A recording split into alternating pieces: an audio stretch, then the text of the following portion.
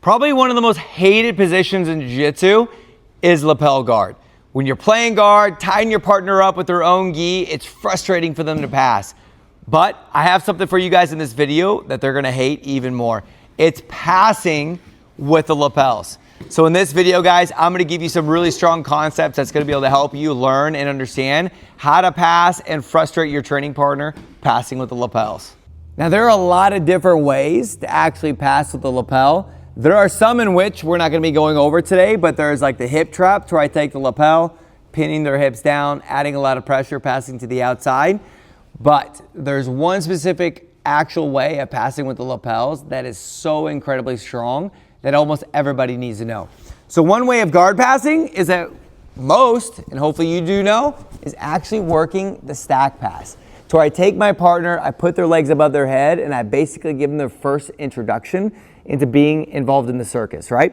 But in this position here, I can obviously do a really good job, control the lapels, everything else like that, and have a crazy amount of success passing. And let's be real, nobody really likes being stacked. The ones that do, you probably don't want to train with.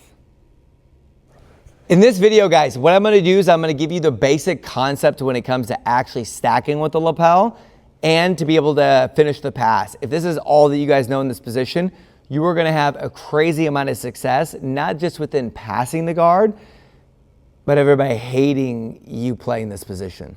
All right, so we're gonna go over the most basic kind of entry we can kind of play with here. There's a lot more concepts that we actually get into in my lapel guard syndicate group that you guys can check the links down below and with the lapel guard instructional that we have. But what we're gonna do is my right hand's gonna get control of the sleeve here. As I do this, what I'm gonna do is I'm gonna kind of deadlift up a little bit, and I'm gonna take my hand and I'm gonna press my arm through like this to where the lapel is actually behind his knee. Now, this is not the actual grip that I wanna maintain in this position, because what I want is I want my thumb pointing out, controlling the lapel and driving in, because I'm actually gonna be able to have better structure when it comes to controlling this and driving in like I'm gonna show you guys. But to set up and start, we're doing our actual thumb pointed away from the end of the lapel, because it's much easier to set up. If you do it from this way could be a little difficult. There's some success you can actually have in this position. But what I'm gonna do is as I get this up, I punch this over and I'm looking to get under my partner's leg like we're actually gonna do a stack pass, because we are gonna do a stack pass. It's just with the actual lapel. But as I have this here, I'm driving this up as much as I can, and then my left hand is gonna go over, grab the lapel, switch my grip to where now my right hand, thumb pointing towards the end of the lapel, is gonna be actually controlling it here. Now what I wanna pay attention to, and I'm only like this because I'm explaining to you guys, I wanna make sure that I'm tight and close, because otherwise he could pummel his leg to the inside. Definitely not to do that, Doy. But as I'm here, I keep my chest down and I'm like this here. What we're gonna do now is I'm gonna drive, I'm gonna get my arms straight, and I'm gonna get on my toes in this position here. Once I'm here like this, it is very easy to control my partner. Now what Doy's gonna do is he's not gonna be a dead fish, and he's gonna give us a very basic reaction trying to defend here. Now when I'm like this here, anytime you have one arm in and one arm out, you're susceptible to a triangle. Now if Doy tries to triangle me here, he's gonna quickly realize that there is no triangle. So as I have my partner here, my left hand is gonna reach cross body, and now I'm gonna control the actual lapel. But when I have this here, we're actually gonna make an adjustment. So I'm here, I'm driving, I get cross lapel, and then I'm gonna take my left knee, and it's gonna go over my partner's bicep. As I do that, my right hand goes from controlling the lapel to then controlling under my partner's hips, and we're gonna have him in this very comfortable, very nice stacking position. Hopefully, your partner has not been eating a crazy volume of fiber and eating a lot of protein, because this would be not the most optimal position for us here. But with my knee actually pinning his bicep, he's not gonna be able to roll away from me. Even if he could, the lapel, the way it's around my partner's leg, it's gonna make it very, very difficult. If you notice here, the only thing I really gotta beat is this leg. But what's crazy about this stacking position here is I can take my chest, I go to the outside of his thigh, and I drive it down here like this. Now look at this position here. His leg is being controlled by the lapel. His knee is being forced to stay relatively close to his chest. he has no real great opportunity of being able to escape and to actually get his guard back. But with Doi being in his favorite position in jiu-jitsu, as I'm controlling him here, this is not like a knee cut where I'm trying to pass as fast as I can. This is more of a camping, taking your time, you saving all of your energy, and them really considering just doing soccer or playing something like baseball instead of jiu-jitsu. Because we want to make our partner as uncomfortable as possible.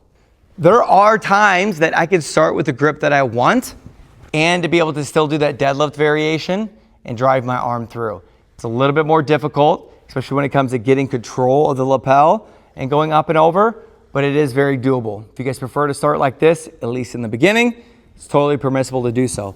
So again, I go up, start driving this through, and look how my chest starts getting really close to his hips. Okay, as I do this here, I'm looking to stack my partner. I can use my knee to bring him behind his hips to assist in him staying in Doi's favorite position. Okay, rotate this way. As I do this here, look how my knee goes over his bicep and my knee's posting him up here. We mentioned that my hand can go across the body and control the lapel. But sometimes, depending on our partner's reaction, our hand can go behind the head, which is my preferred variation, and awkwardly Doi's. But I feed the lapel behind his neck, and now look what I have, okay? My hand goes under the hip, my knee pushes up here like this.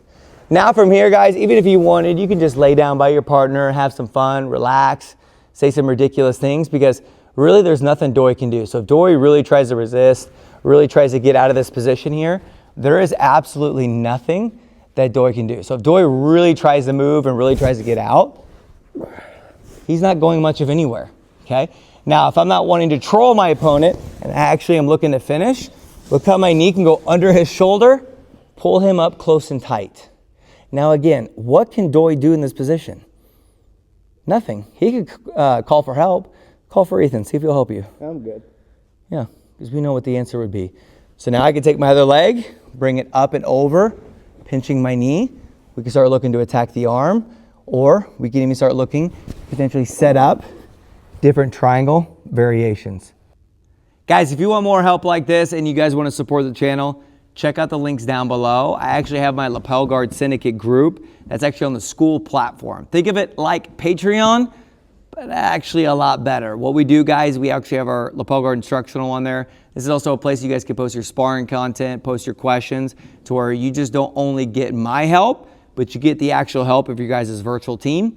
And you guys get to see my sparring film, my breakdowns of my matches, or different situations and different techniques that are a sneak peek and pretty exclusive to that actual platform to help you guys get better faster.